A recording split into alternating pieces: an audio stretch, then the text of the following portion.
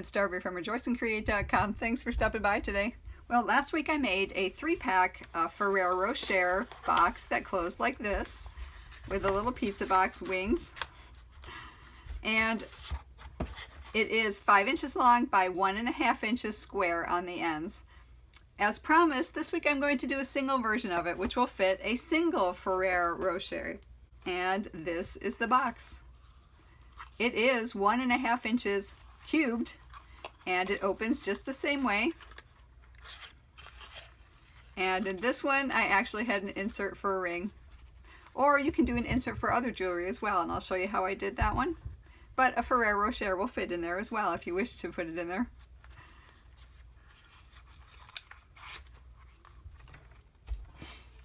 And I used a Prima flower that I'd gotten on clearance at Hobby Lobby, and then the butterfly punches from Stampin' Up! And the triple leaf punch to embellish this one on the top. And I love the dimension on this one. I love having it upright like that. Well, I made another version of it, and that is this one. And on this one, I actually used the daisy punch, the large daisy punch, and I kind of really curled the edges just like the Prima flower. Also used the triple leaf punch, and there's a little embellishment from the Tim Holtz collection.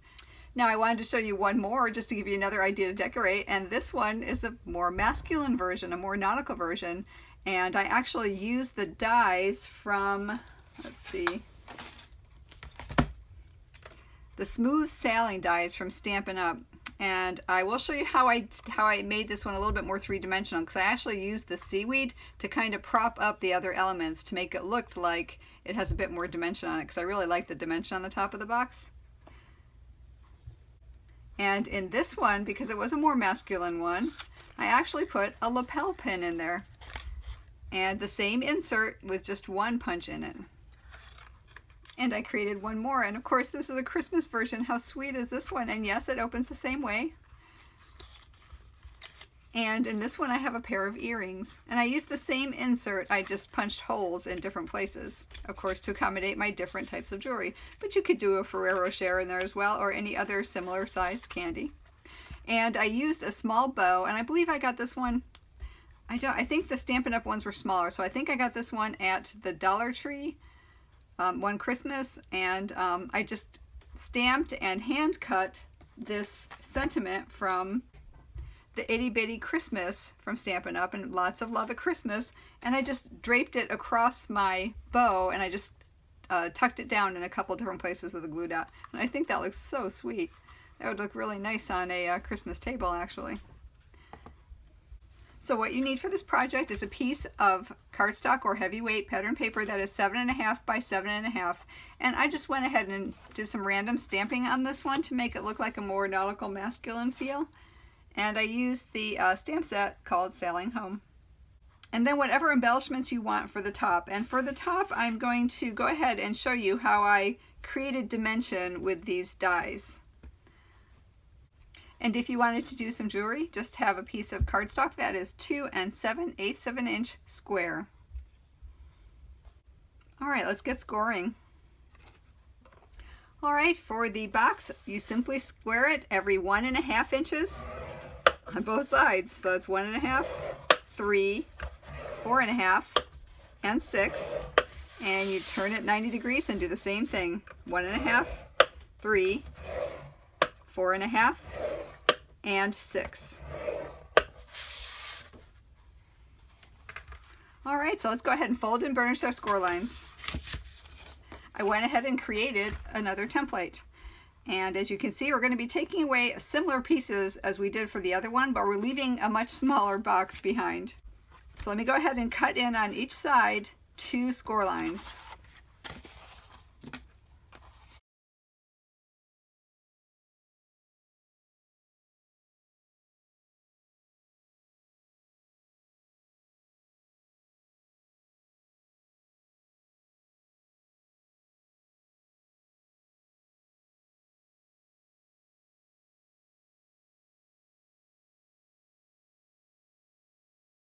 Okay, and now as you can see, we're going to start taking off some pieces. On this first one, take off that end piece, and I cut just inside the score line. Or I should say I cut off the score line, that first score line. For the second, we're actually going to remove both of those pieces, so cut it right along this score line. For the third one, we're cutting off the last piece. The fourth one, we're leaving both of them there. And then the fifth one, we'll cut the last one as well.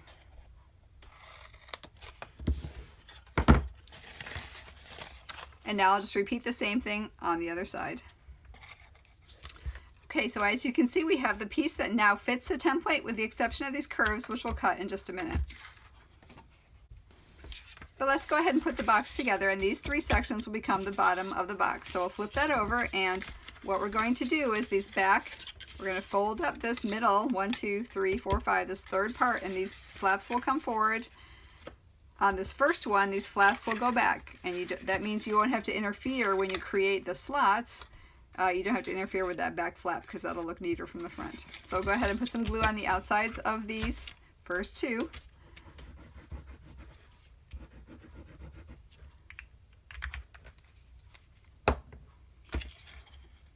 And go ahead and put those up.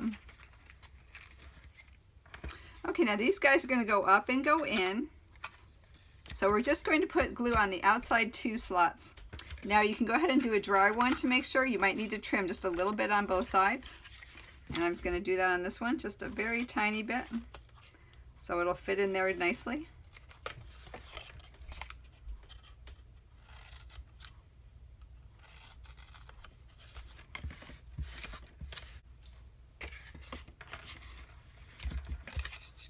And then we'll put glue just on the last tabs.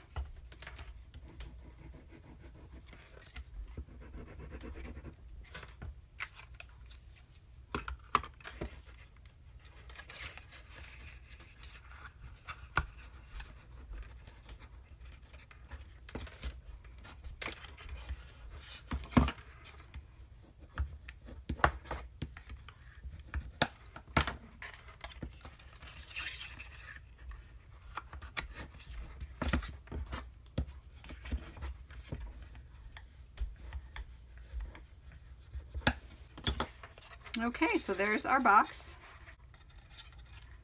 Now what we're going to do is we're just going to simply cut we're going to go ahead and cut the arc. And how we're going to do that is this will slide into here. And we'll need to make the arc go from this corner to this corner and cut that one off.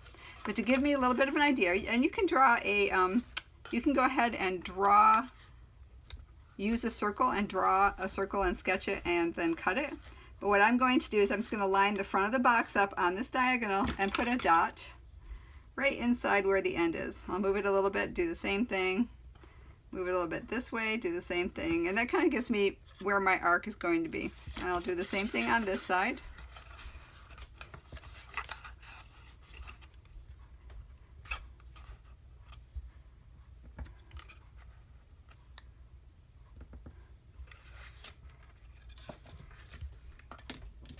And then I'm just going to freehand it. So I'm going to start from over here, just go on up and get it arced right inside my marks, and then end up on this last score or the diagonal from where I started.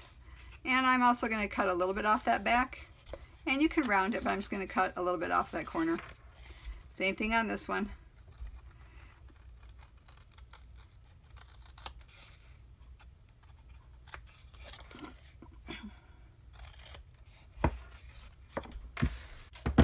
All right, let me go ahead and dry fit it and make sure that they fit in there without catching.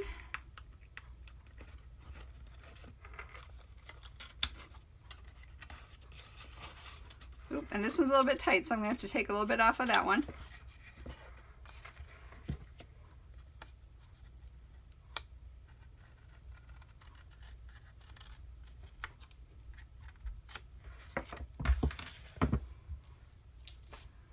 And let's try that again.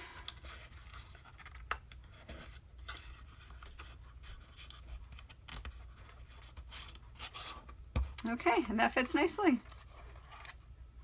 Gives me a nice little cube. I'm going to go ahead and do a little finger notch on that one, just using a 1/2 inch punch.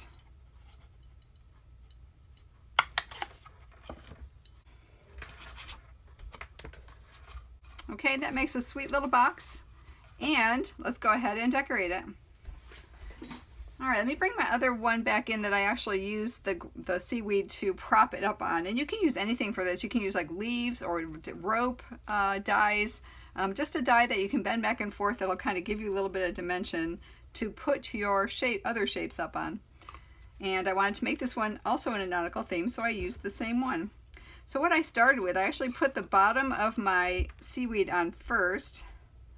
And it could be a branch or a as I said, a branch or leaves, anything that kind of looks like it belongs to the theme that you're using. All right, and then what I did is I actually used this next, and I kind of curved this out a little bit because I want this to stick down, but I want the top to be up a bit. So I actually bent this piece of seaweed to match it. So it would actually hold it up a little bit, just like that. So let me go ahead and glue that bottom part down.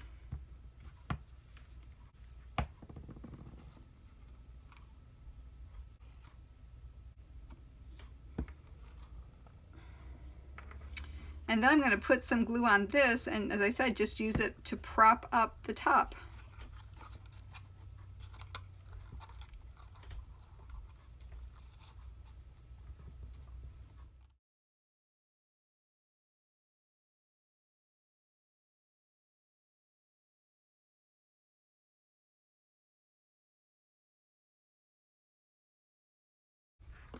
So I hooked my steering wheel over the end of the seaweed and I just kind of twisted it around until it was down in front of my anchor. And it kind of made the idea that there's a bit of a driftwood pile of seaweed and such on the beach. And now what I'll do is I'll just anchor it with a couple of glue dots.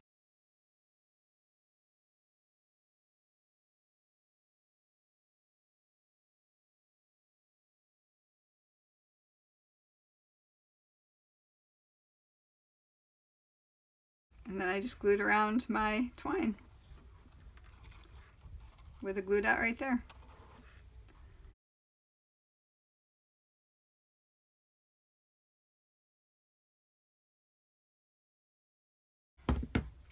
And you can see it's a little bit fussy to work with the seaweed or stick or whatever you want to use. You could certainly just make a little triangle with cardstock to kind of prop it up a little bit as well.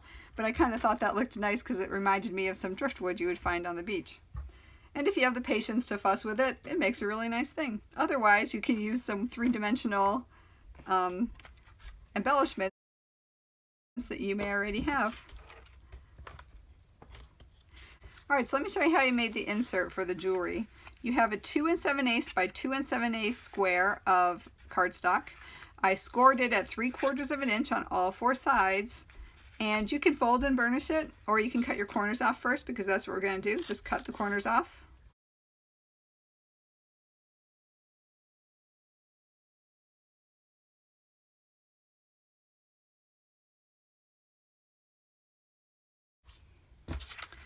Okay, so now we have our little insert, and you just fold the legs down and it will insert nicely into the box. What you have to gift is how you want to punch the holes. When I did a lapel pin, I just went and punched a hole right in the middle, or if the lapel pin dangled a lot, I would move it up. I would center my lapel pin over there, and wherever the pin went down is where I would make my punch. I would punch a hole. And I used the 1/8 of an inch, I used the 1/16 of an inch hole punch for that one.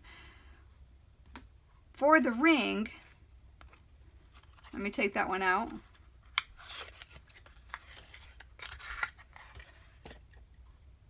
I actually did 2 1/8 of an inch hole punches, and I put it on my trimmer and just made a slit between those, or you can use a scissor or a blade as well. So I just kind of measured how far I wanted my ring to stick out. I made 2 dots across the center of my insert. I punched an 1/8 of an inch hole and just made a slit, and then it just pops right down into there really nicely. And because I made those holes right where the parts of the ring came out, it kind of sits up a little bit. If you want it a little bit closer, you can actually have it sitting down just a little bit. But that made a really nice insert for that one. And as I said, for the earrings, just the same as for your lapel pin, it depends on how big your earrings are going to be. Now I have earrings where the posts are pretty close in the center of the earring, so I just put 2 holes equal spaced right across the center, and put my earrings in there, and then I just put the backs on them. And let me put those back in. And I think one of the challenging ones was for a pendant necklace. So if you have a pendant you're doing, let me pull this one out and I'll show you what I did. Because you've got the chain that you want to deal with as well. So I actually used 1/8 of an inch punch, and I punched right inside the corners of my insert, right inside that center square. I actually made just a tiny little slit, and that's where I put my chain through. Now, right where the pendant was going to hang, I put my pendant where I wanted it to, and I took my piercing tool, and right on either side of the center clasp for my pendant, I punched a hole. And I found by doing that, I could actually tie a thread through my pendant to keep it right where I wanted it to, so it wouldn't be sliding up and down. And that way, when I put this in here, I can just gently put all of my chain in first, and the pendant would still stay where I wanted it to. And again, let me open this last one for my, let me open this last one for the lapel pin. And you can see I have a Guardian Angel lapel pin. And I punched a hole right in the center of this one. You can see I did it with paper and I did it with legs, but I would do the cardstock and I would do the 4 points on there as well. But I punched a hole right in the center of this one. I might move him up a little bit just to center the Guardian Angel on here, and then wherever the pin landed is where I would make my hole.